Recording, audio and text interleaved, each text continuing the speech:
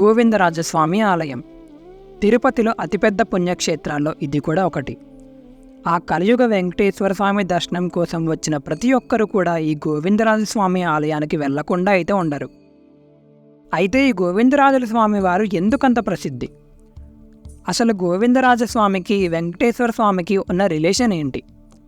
గోవిందరాజస్వామి వెంకటేశ్వర స్వామి ఇద్దరూ విష్ణు స్వరూపాలే. కానీ గోవిందరాజస్వామిని శ్రీనివాసుని యొక్క అన్నయ్యగా భావిస్తారు. ఆ వెంకటేశ్వర స్వామికి పద్మావతి అమ్మవారికి అంగరంగ వైభవంగా కళ్యాణం చేయించింది గోవిందరాజస్వామి అని చెప్తూ ఉంటారు. అంతేకాకుండా కళ్యాణం కోసం కుబేరుని దగ్గర తీసుకున్న అప్పు అంతా గోవిందరాజస్వామి వారు లెక్కించి చూసుకునేవారు. అందుకే గోవిందరాజస్వామిని సంపదని పెంచుకోవడానికి మరియు ఆ సంపదని సమర్థవంతంగా నిర్వహించడానికి సహాయపడే దేవునిగా పరిగణించబడతారు. అయితే గోవిందరాజస్వామి ఆశీస్సులు పొందడం ద్వారా తిరుమలకి వెళ్లే యాత్ర ఇంకా పవిత్రంగా మరియు ఆధ్యాత్మికంగా మారుతుందని ఇక్కడ భక్తులు విశ్వసిస్తారు. ఇంకా ఆలయ చరిత్రలోకి వెళ్తే పూర్వం క్రిమికంఠుడు అనే చోళరాజు ఉండేవాడు. అతడు శివభక్తుడు అవ్వడంతో తన రాజ్యంలో వైష్ణవ మతం ఉండకూడదని భావించి చిదంబరంలో గోవిందరాజస్వామి ఆలయాన్ని ధ్వంసం చేశారు. శ్రీదేవి భూదేవి సమేతుడైన గోవిందరాజస్వామి విగ్రహాన్ని పెకిలించి సముద్రంలో పడేశాడు. ఇది మీరు దశావతారం సినిమాలో చూసి ఉంటారు. అక్కడ కొన్ని కల్పితాలు చేసి చూపించారు, కానీ జరిగిన సంఘటన మాత్రం నిజం. కొంతకాలం తర్వాత ఆ విగ్రహం విష్ణుభక్తుల కంటపడింది. ఆ విషయం మళ్ళీ రాజుకు తెలిస్తే ఆ విగ్రహాన్ని నామరూపాలు లేకుండా చేస్తాడని భయంతో ఎవరికీ తెలియకుండా విష్ణుభక్తులు ఆ విగ్రహాన్ని తిరుపతికి చేర్చారు. ఆ సమయంలో తిరుపతిలో రామానుజాచార్యులు వారు ఉండేవారు. ఆయన వైష్ణవ మతానికి ఎంతగానో కృషి చేశారు.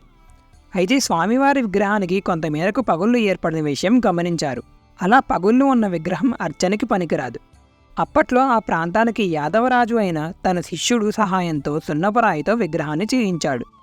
సున్నపురాయికి తడి తగిలితే కరిగిపోతుంది. అందువల్ల స్వామివారికి అభిషేకం నిషేధించారు. ఈ సున్నపు విగ్రహాన్ని ఇప్పుడు మనం చెప్పుకుంటున్న గోవిందరాజస్వామి ఆలయంలో ఉత్తరం వైపు దేవాలయంలో ప్రతిష్ఠించారు. అలానే దక్షిణం వైపు ఆండాలమ్మవారి విగ్రహాన్ని ప్రతిష్ఠించారు. అయితే ఆ పగుళ్ళు ఏర్పడిన విగ్రహాన్ని గోవిందరాజస్వామి ఆలయం నుంచి 1 కిలోమీటర్ దూరంలో మంచినీళ్ల కుంట అనే ప్రదేశంలో చూడవచ్చు. అయితే ఈ మంచినీళ్ల కుంటలో ఒక్కసారి కూడా నీళ్లు ఎండిపోలేదంట. ఇదంతా స్వామివారి మహత్యం అని చెప్తూ ఉంటారు ఇక్కడ భక్తులు. ఈ ఆలయాన్ని మనం గోవిందరాజస్వామి వారి ఆలయం అని పిలుచుకుంటున్నాం. కానీ ఇక్కడ సింహద్వారం ఎదురుగా ప్రధాన ఆలయంలో గోవిందరాజస్వామి వారు ఉండరు. ఇది మీరు గమనించారా? ఇదే డౌట్ అప్పట్లో ఉన్న TTD executive officer PVRK Prasad గారికి వచ్చింది. 1979 ముందు వరకు ప్రధాన ఆలయం ఖాళీగా ఉండేది. ఉత్తరం వైపు గోవిందరాజస్వామి, దక్షిణం వైపు ఆండాలమ్మ వారు ఉండేవారు. ఒకసారి ప్రసాద్ గారు దర్శనం చేసుకోవడానికి వచ్చి పరిశీలించారు. ఆయనకి అనుమానం కలిగి అక్కడున్న పూజారిని అడగగా వాళ్ళు చెప్పిన సమాధానం ప్రసాద్ గారికి ఎందుకో నమ్మబుద్ధి కాలేదు. దానితో ఆయన ఆలయాన్ని జాగ్రత్తగా గమనించడం మొదలుపెట్టారు. కొంతసేపటికి ప్రసాద్ గారు ఒక విషయం కనిపెట్టారు.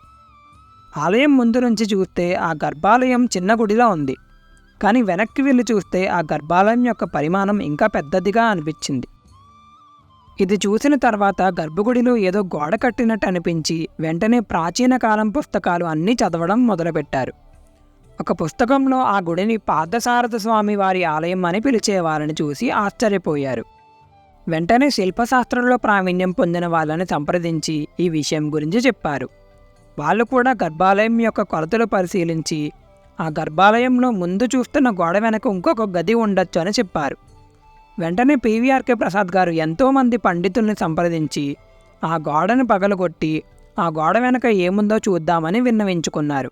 ఆ పండితులు ఆగమశాస్త్రాన్ని పరిశీలించి గోడను పగలగొట్టడానికి ఏమాత్రం అభ్యంతరం లేదని తెలియజేశారు. ఆ గోడను పగులుగొట్టి చూస్తే రుక్మిణీ సత్యభామ సమేతుడైన పార్థసారథి వారి విగ్రహం కనిపించింది.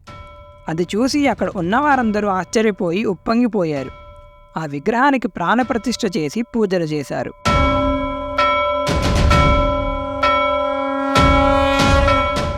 ఇక గోడ ఎందుకు కట్టారంటే పూర్వం ముస్లిమ్స్ దండయాత్ర చేస్తున్నప్పుడు విగ్రహాలను నాశనం చేస్తారనే భయంతో స్థానికులు, పండితులు గర్భగుడిలో స్వామివారి ముందొక గోడ కట్టించారు. చివరికి పీవీఆర్కే ప్రసాద్ గారు పుణ్యమా అని పార్థసారథి స్వామి వారు వెలుగులోకి వచ్చారు.